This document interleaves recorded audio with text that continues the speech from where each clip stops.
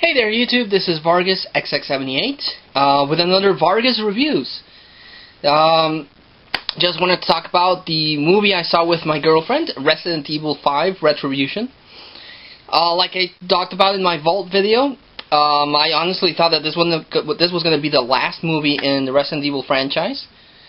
But it turns out that they're going to end it with a sixth one, so there's still one more Resident Evil movie to go before they end their whole, movie series.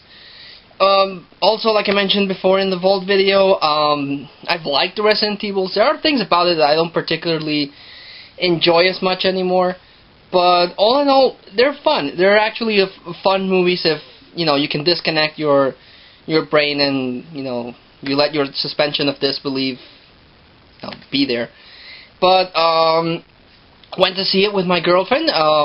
She liked it, so that's a good indication. She's only seen the third one, but she was still able to catch up on most of what was going on. If you follow the series, of course, that helps a lot, because then you really know what's going on. But I want to talk about just wanted to make this video review about it. First thing is the beginning. The intro I thought was actually pretty cool, because the movie starts off right when the fourth one ended, where, it almost starts the same way, with Alice, Chris, and Claire Redfield.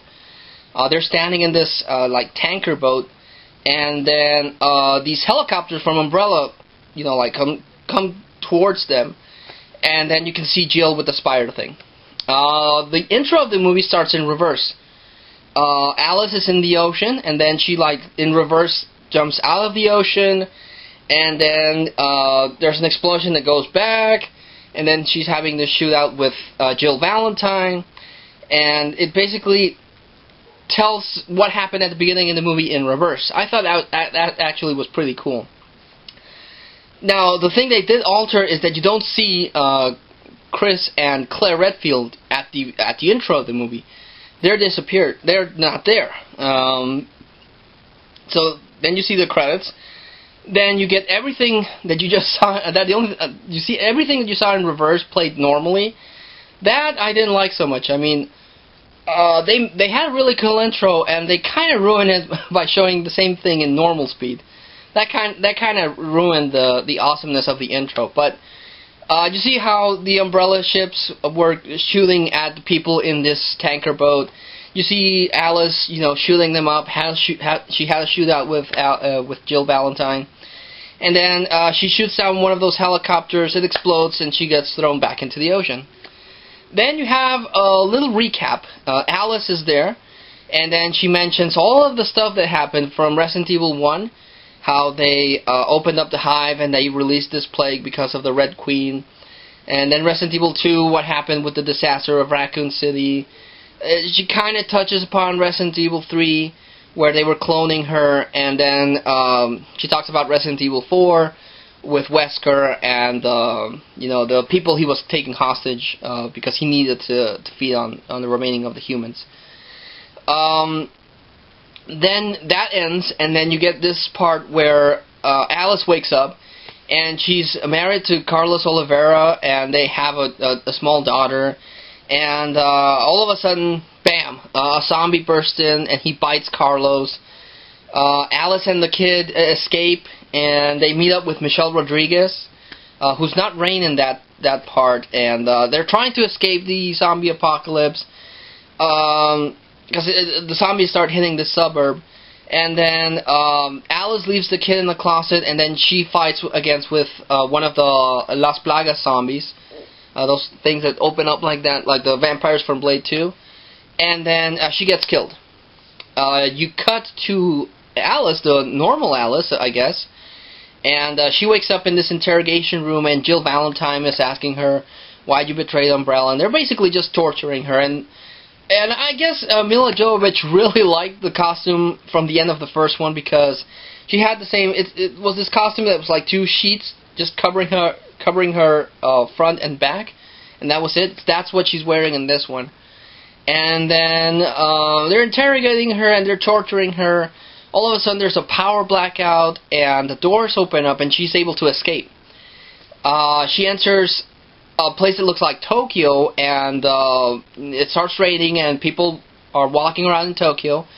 And then one zombie activates, wakes up, and then the zombie starts biting people, and then just causes an outbreak, and all of that part of Tokyo gets infected with zombies. And then they're chasing her, and then they had a really cool action scene, actually, where she's fighting zombies with a gun and a chain with a lock that she got.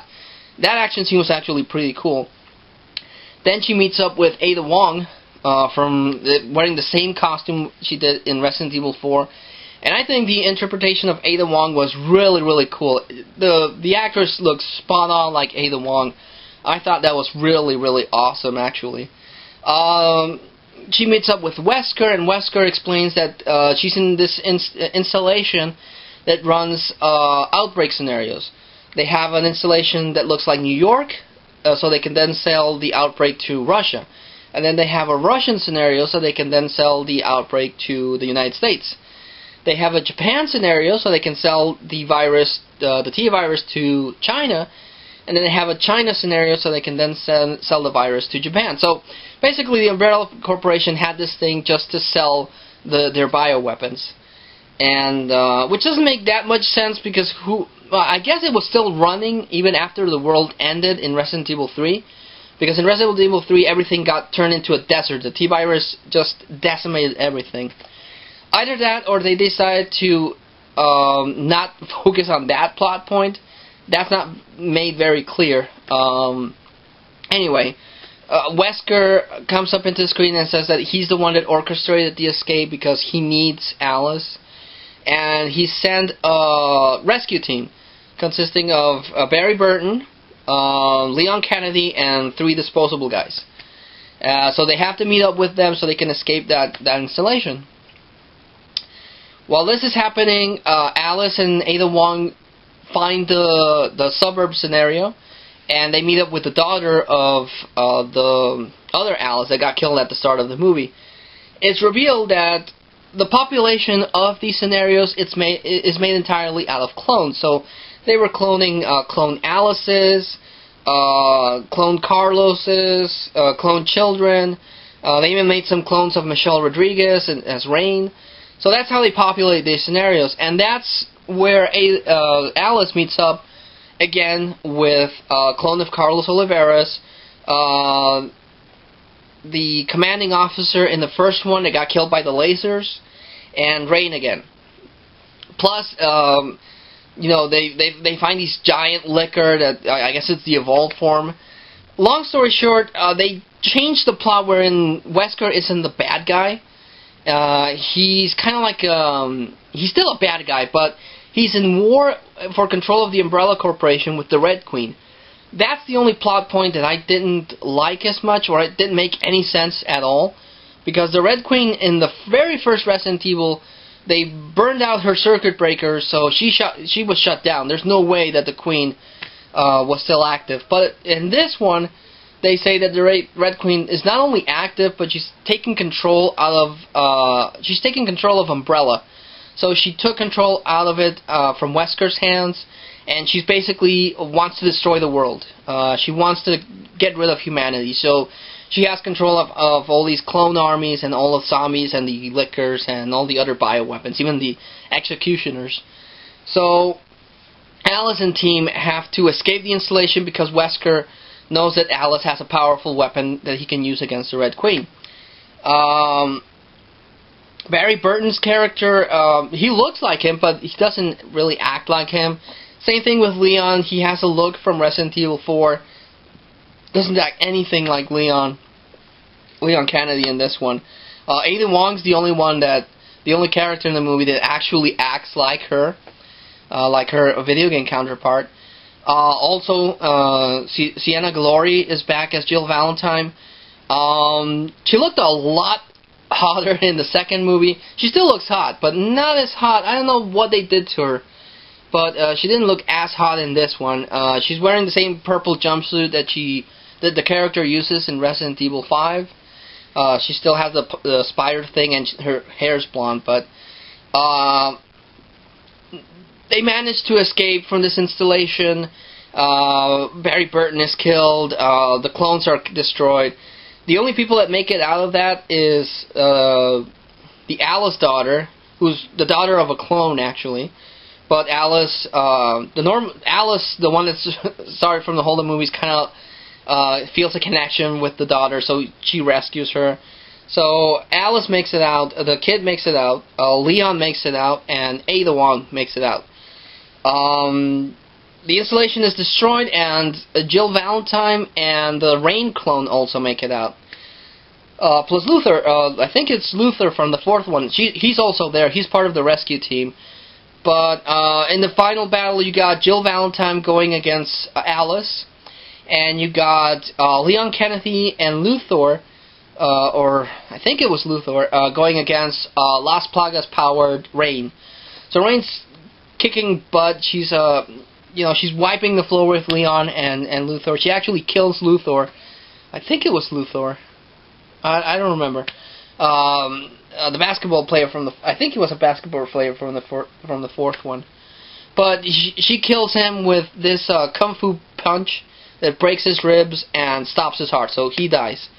And then Alice is fighting Jill, and Jill, because she's powered up by this spider thing, Jill is wiping the floor with Alice, just kicking her, and then all of a sudden Alice remembers how to save people from the spider thing, so she rips out the spider thing and destroys it, and that sets Jill Valentine free.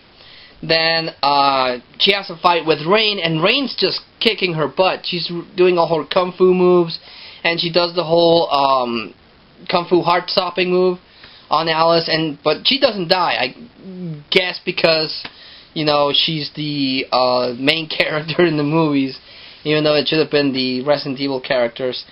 But she shoots out the... Jill Valentine is waking up, and she throws a gun to Alice, and Alice shoots the ice off, and then the Rain clone kind of sinks into the ocean, and then she gets pulled down by a bunch of zombies, and that's the end of her. Then Wesker takes all of the survivors to the White House, because the world is ending. The Red Queen is sending out hordes and hordes against the last remnants of humanity. So Wesker injects Alice with the T-virus again, and he jumpstarts her powers again. Because the weapon that Wesker knew that he needed was Alice, the telekinetic Alice. So he infects her again. She now has access to her powers, and at the end of the movie, you see Alice, Ada, Leon, Jill Valentine, and Wesker standing on the top of the White House, and you see this pan-out view, just like with the first one, that you see the pan-out view, and then you see a Lord of the Rings style battle where the clones and the foot soldiers and the zombies and all the monsters that the Red Queen's taking control of are going after the last of humanity. So that sets up the sixth movie, which I'm guessing is going to be the final battle between humanity and the Umbrella Corporation controlled by the Red Queen. Some plot elements, like I said, don't make any sense. The fact that the Red Queen is back and she's taking control of Umbrella, that makes no sense whatsoever. Especially because, again, in the first one, they destroyed the Red Queen. There's no way that they could have rebooted her somehow. But she somehow uploaded and took control of everything. That plot element makes no sense. Then they do mention that the world is different, but it doesn't look as if it's the desert world that you saw in Resident Evil 3. So that doesn't make any sense. They made Wesker a good guy, so they can make the Red Queen a bad guy, the main bad guy. That also doesn't make any sense. Again, Claire and Chris Redfield, they're mentioned because Alice asked what happened to them, but she doesn't get an answer, and she doesn't even try to look for them in that installation where they're at. She's like, "Oh, where are they? Oh, okay, let's go." So they don't even give them a second mention, which was kind of a bummer, actually. It has a whole bunch of plot holes, but all in all, it's still a good movie. The action sequences are really cool. The intro, like I said, is really awesome. The fight that they have in the Tokyo scenario, I thought that was pretty cool. It had some really cool slow-mo and kung fu moves, and a really interesting use with that chain and the lock, how she could, how she beat up the zombies with that. The shootout scene in the Russia scenario I thought was also pretty cool, as well as the final battle with Rain and Alice. Even though Alice could have stopped the fight a lot earlier if she would have taken out the spider before, but again, they had to make a really cool end sequence. Would I recommend this movie? Yes. If you followed the Resident Evil series up to this point, definitely go see it. It has a lot of good things, even though the story doesn't make that much sense, especially, again, if you've seen the other movies. If you saw all of the movies from 1 to 4th, preparing to see the 5th one, it's not going to make any sense. It's just not going to make any sense. They've changed the story so much that they don't know what to do with it anymore. And also, they don't give the respect that the characters from the Resident Evil series deserve. And they focus entirely on Alice. And it kind of makes sense because Alice is the star of the Resident Evil movie franchise. She's Mila Jovovich. She's the main star. But I would have liked to see some more respect for the Resident Evil video game characters. Like I said, in the end battle, Jill in the video games held her own against the Nemesis monster and the zombies, and she held her own in Resident Evil 1, also in Resident Evil 5. She was a force to be reckoned with. In this one, like I said, after Alice takes out the spider controller, she's like, Alice! And she takes the gun and throws it to Alice. The Jill Valentine in the Resident Evil video games would have taken the gun, took aim, and would have shot the Michelle Rodriguez clone. That's what the Jill Valentine from the video games would have done. So, my only gripe is that it is showcasing a lot more of Alice instead of the video game characters. That being said, again, the Ada Wong character was pretty awesome. They nailed her spot on. The Ada Wong interpretation was really, really cool. Even the Barry Burton character looked really well, and even though he didn't act like him, at least you got an air of him. The Leon character didn't even act like him, didn't really look like him, so that was kind of he was just there for name recognition, but he didn't really do that much. So all in all, I would recommend the movie. Again, if you follow the Resident Evil franchise in video game or movie form, you've probably already watched it. But I would recommend the movie. Even, again, my girlfriend doesn't really know much of the Resident Evil video games. She's only seen one of the movies, the third one. But she still followed what was going on. She still knew what was happening. So even if you're a newcomer and this is the first movie you see of Resident Evil, you'd still be able to follow it. And the plot holes wouldn't seem as obvious because, if this is your first movie, you don't know what happened before. So if you look at it from a fresh pair of eyes, it's just an action movie with some zombies thrown in. Because it doesn't have any scary moments, actually. It just has a lot of action, a lot of slow-mo, and a lot of special effects. But I'd still recommend the movie. In comparing it to the other 4 movies, the first one still beats it out. Definitely the first one, then the second one. Then I would go with this one, then the 4th one, then the 3rd one. So, yeah, that's the order I would put it in. I'm not happy that they're going to make a 6th one. They should have ended the franchise right with this one.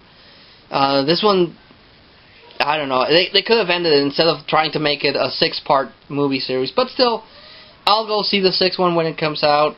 I enjoyed this one. My girlfriend enjoyed it. So if you like zombie movies, it doesn't have that many zombies actually, but it's still a fun movie. It's not the best movie I've seen this 2012, but it's a good, fun movie. So that was my 2 cents on Resident Evil Retribution.